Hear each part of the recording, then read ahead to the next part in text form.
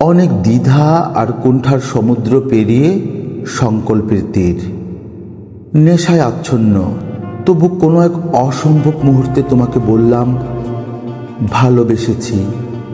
সন্তর্পণে, যেন অপরাধ ভীত, ফলাফলের অপেক্ষা না রেখে কোনো ক্রমে আত্মনিবেদন। প্রথম দেখা বাঘের গায়ে নতুন শিকারীর আচ্ছন্ন তীরন্দাজি। আমার দুঃসাহসে তুমি লাল হয়ে ওঠোনি। হয়তো জানতে, আমি জানার আগেই এই সাহস একদিন হবে। ঠোঁটের কোণে উপেক্ষার হাসি হেসেছিলে কি না বলতে পারবো না। কথাটা তোমাকে বলে ফেলেই বুকের কাঁপুনিতে আমি বিভ্রান্ত ছিলাম। নিজেকে সামলে নিয়ে আবার যখন তোমাকে দেখেছি, তখন তুমি প্রশান্ত। তাই বুঝতে পারিনি আমাকে প্রশ্রয় দিলে কিনা। অবশ্য প্রশ্রয় না পেলেও তোমাকে ভালোবাসা জানাবার দ্বিধা ঘুচে গিয়েই ছিল।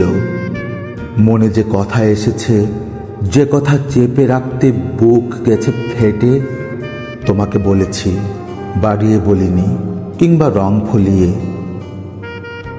তুমি আমাকে আশা দাওনি, কিন্তু নিরাশও করনি। এই ছলনার ভূমিকাটুকুতে তোমার অভিনয় অসাধারণ।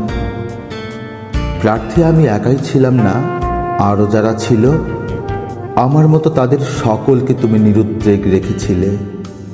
বোধহয় যাকে বেছে নিবে তার যোগ্যতা যাচাই করবার জন্যে সময় নিচ্ছিলে। কিন্তু আমার উৎকণ্ঠা অশেষ, তাই তোমার সম্মতিটুকুর জন্যে আমি অস্থির হয়ে উঠেছিলাম আর তোমাকে অস্থির করে তুলেছিলাম। তাই সম্ভবত নিরুপায় হয়ে আমাকে কথা দিয়েছিলে তোমার আগামী জন্মদিনে সন্ধ্যার কয়েকটি মুহূর্ত আমার জন্য নির্জন রাখবে। তোমার দাক্ষিণ্যে আমাকে ধন্য করবে। তোমার জন্মদিন। সকাল থেকে কত উদ্বেগের ভেতরে যে সন্ধে হলো, কতবার যে প্রতীক্ষা ব্যাকুল হৃদয়ের শব্দে চমকে উঠলাম। প্রতিশ্রুত সন্ধ্যায় তোমার সঙ্গে নির্জন হতে চলেছি। তুমি তখন জন্মদিনের উপহার পাওয়া গাড়িতে যোগ্যতম বন্ধুর পার্শ্ববর্তিনী। হয়তো নির্জনতর হবার রোমাঞ্চ সংকেতে মুখে চোখে তৃপ্তির উত্তাপ। আমার জবাব পেলাম। তোমার বিরুদ্ধে অভিযোগ করেছি কিনা? না, আমরা যে সমাজের জীব তারই ধারায় তুমি ভাসমান তৃণ। ইতিহাস পরিবর্তনের দিন এলে হৃদয় নিয়ে তুমি খেলবে না, আমি জানি।